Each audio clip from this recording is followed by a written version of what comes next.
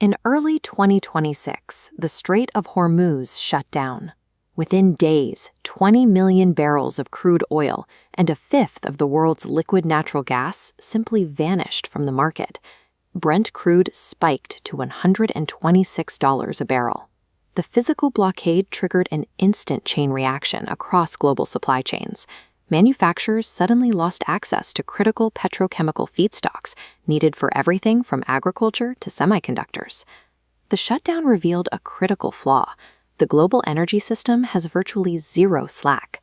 Decades of highly optimized supply lines mean one blocked corridor leaves the entire global economy radically exposed. This graphic shows the closed Strait of Hormuz next to the highly congested Strait of Malacca. As damaging as Hormuz was, Malacca handles a heavier load. Every day, 23.2 million barrels of oil thread between Malaysia and Indonesia, 29% of Earth's maritime oil traffic. If this waterway experiences even a fraction of the disruption seen in the Persian Gulf, the resulting price shocks and supply blackouts will easily eclipse the 2026 crisis. Most of the global economy views that scenario as a worst-case risk. But for one superpower, it is an active, existential threat: China. This map highlights the severe physical constraints of the Malacca Strait. Notice the bottom right panel. All that massive shipping traffic funnels directly into the Phillips Channel, a bottleneck barely 1.7 miles wide. Watching the chaos unfold in Hormuz, Indonesia recognized the immense leverage this geography provides. Their finance minister proposed a new concept: treating the strait as a toll road and charging cargo ships a fee for transit. That proposal immediately sparked a diplomatic standoff. Singapore and Malaysia firmly pushed back, arguing that international maritime law guarantees free navigation, not a paid privilege. It highlighted a chilling reality. You don't need ballistic missiles or sea mines to choke off a quarter of the world's trade. Regional opportunism and political friction can do the job just as effectively.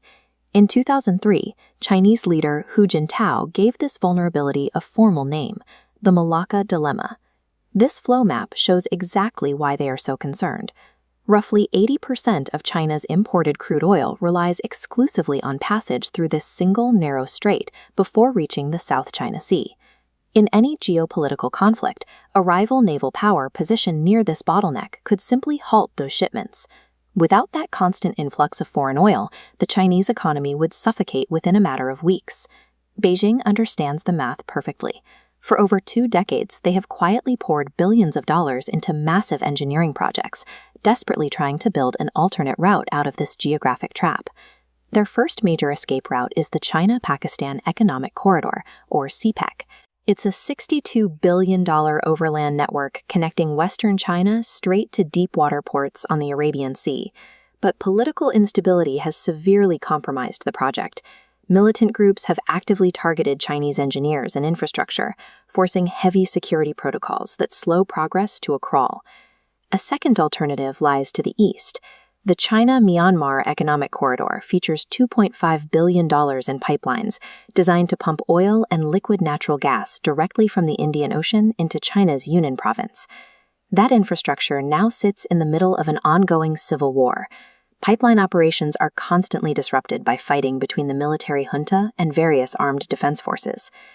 This chart reveals the ultimate failure of these terrestrial backups. Even at maximum capacity, the Myanmar pipeline can only deliver 420,000 barrels of oil a day. Through Malacca, China requires 6.5 million barrels every single day. Despite laying miles of steel and spending tens of billions of dollars, the math refuses to yield. China's overland alternatives cannot meet their energy demands, leaving them completely tethered to the Strait of Malacca. The danger extends far beyond physical blockages. The shipping industry operates on what are known as paper choke points.